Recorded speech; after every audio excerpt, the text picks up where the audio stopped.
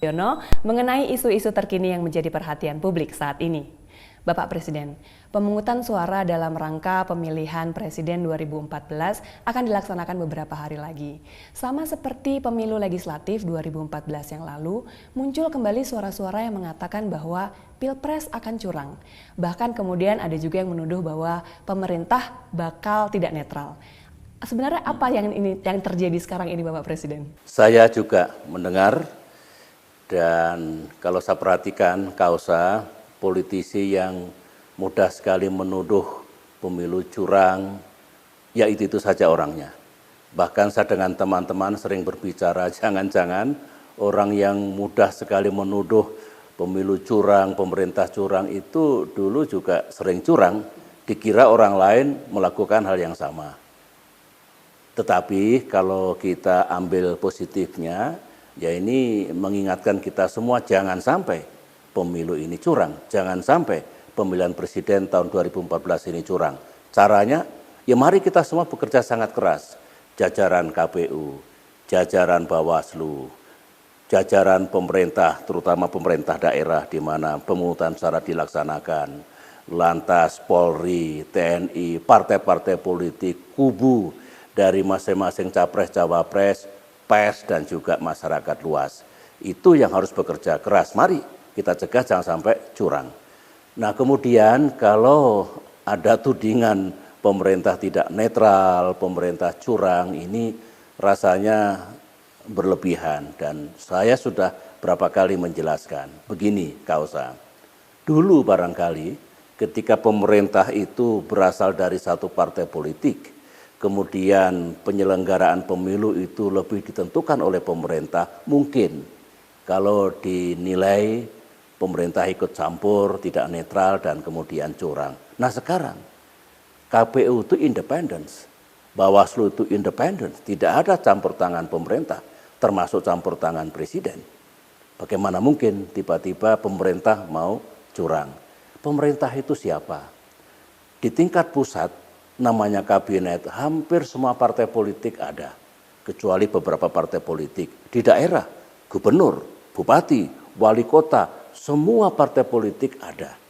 Jadi kalau mau curang, curang untuk siapa? Membela untuk partai yang mana? Dan sebagainya.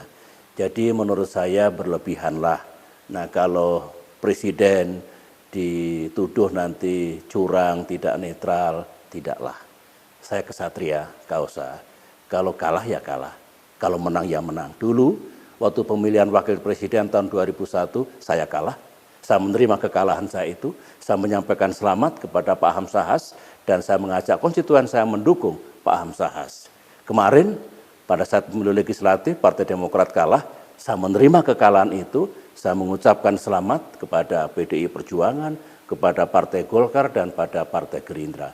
Jadi marilah kita dudukkan persoalan pada tempatnya yang benar, jangan terlalu mudah menuduh pihak A, pihak B melakukan kecurangan dan tidak netral.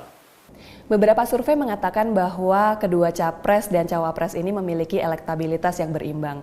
Artinya perolehan suara juga diperkirakan akan sangat dekat.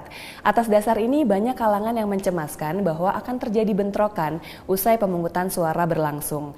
Alasannya adalah bahwa pihak yang kalah akan merasa kesulitan untuk menerima kekalahan ini. Apalagi jika dihubungkan dengan kampanye yang sedikit memanas akhir-akhir ini.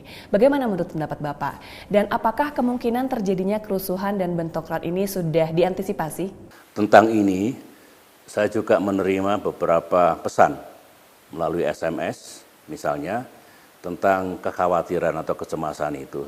Salah satu sahabat saya, seorang wartawan senior, mengirim SMS singkat, Pak SBY, saya mengkhawatirkan kalau terjadi kerusuhan, karena kampanye ini begitu kerasnya.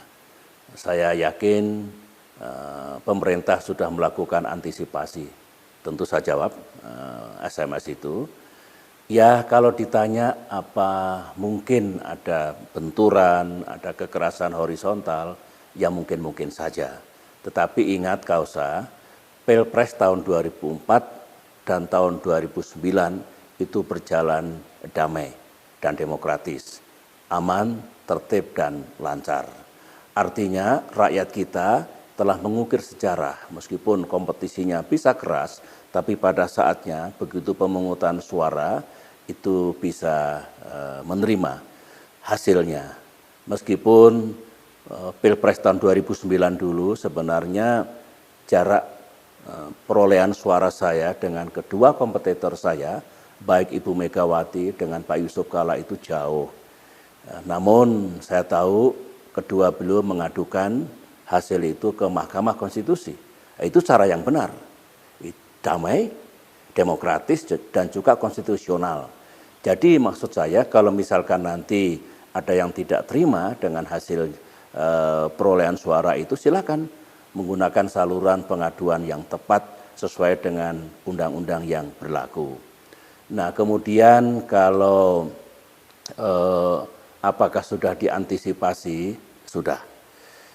Saya kira rakyat mengetahui beberapa saat yang lalu saya memimpin sidang kabinet terbatas dan saya telah memberikan instruksi kepada jajaran Polri utamanya bersama-sama dengan TNI yang membantu Polri dalam tugas-tugas pengamanan ini.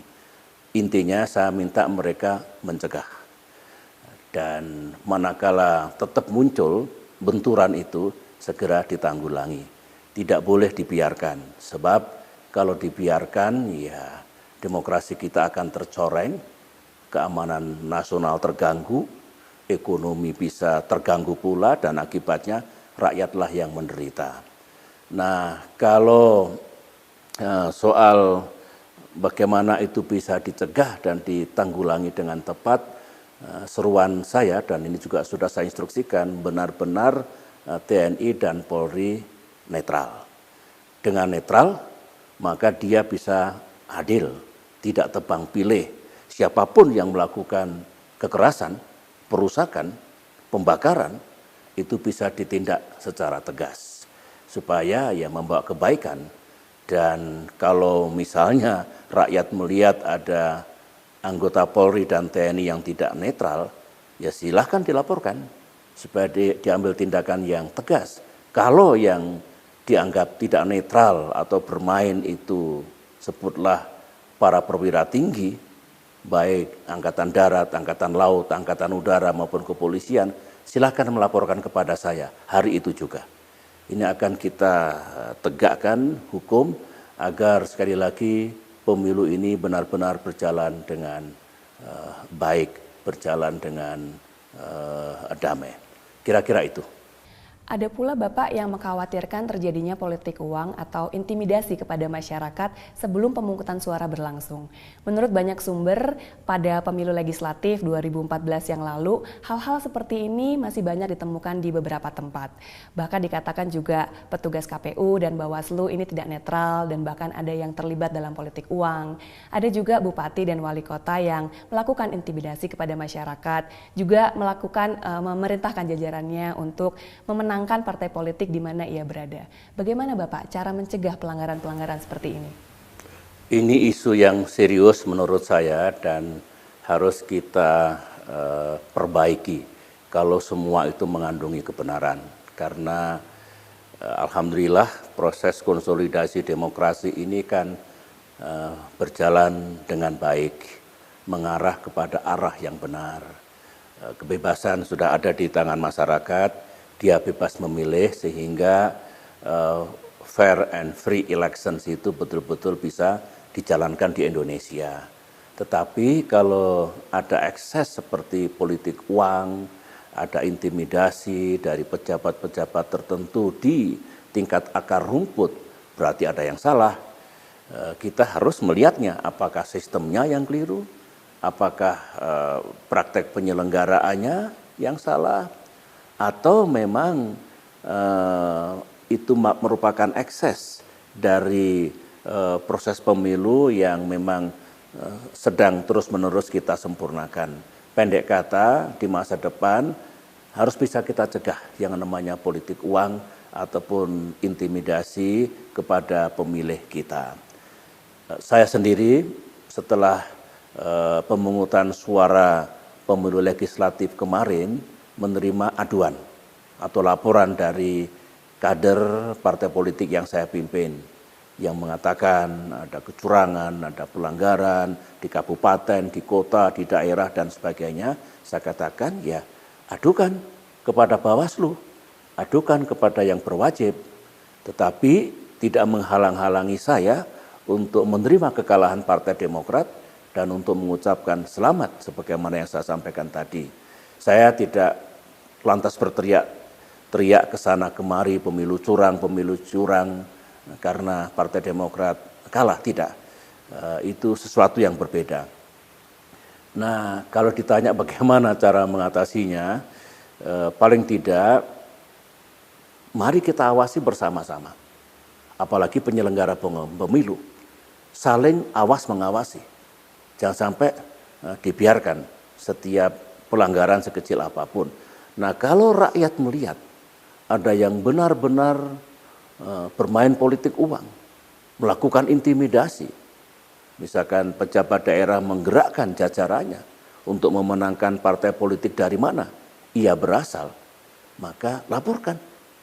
Yang dilapori jangan dipetieskan, juga ditindaklanjuti. Dengan demikian akan makin bisa kita kontrol penyelenggaraan pemilu ini, dan makin ke depan insya Allah politik uang ini bisa kita atasi. Demikian juga intimidasi itu bisa kita hilangkan. Saya melihatnya ini sebuah proses kausa. Indonesia itu betul-betul menjadi negara yang demokratis belum genap 2 dekade. Pasti di sana sini masih ada, tetapi yang jelas kita harus sadar tidak boleh kita biarkan itu mencoreng dan menghancurkan demokrasi yang hendak kita matangkan sekarang ini. Terakhir Bapak, sebagai Kepala Negara, apa pesan dan harapan Bapak kepada kedua pasangan Capres dan Cawapres, dan apa pula pesan-pesan Bapak kepada masyarakat Indonesia? Ya, pesannya sederhana sekali. Baik Pak Prabowo maupun Pak Jokowi harus siap menang dan sekaligus siap kalah. Yang menang tidak perlu arogan, yang kalah tidak perlu ngamuk. Kemudian pasca Pilpres ini di antara Pak Prabowo dan Pak Jokowi tidak perlu bermusuhan selamanya, menyimpan dendam yang tidak berkesudahan dan mungkin diwariskan pada konstituen-konstituennya. Ingat, setiap 5 tahun akan ada Pilpres lagi. Nah, silahkan berkompetisi lagi, peluang selalu terbuka. Dan setelah terpilih, sang presiden terpilih itu sudah ditunggu oleh rakyat untuk bekerja. Sudah selesai pencitraan, sudah selesai janji-janji, sudah selesai kampanye, bekerja dan bekerja sekeras-kerasnya. Dan kalau kepada rakyat, saya ini justru ingin berterima kasih kepada rakyat Indonesia. Pilpres 2004, Pilpres 2009, bagus sekali. Kesadarannya makin tinggi, mereka berpartisipasi dengan baik, menjaga ketertiban, menjaga keamanan, dan menjaga kedamaian. Sekali lagi saya berterima kasih, dan mudah-mudahan rakyat kita bisa mengulangi lagi kisah baik ini pada pemilihan presiden tahun 2014 ini.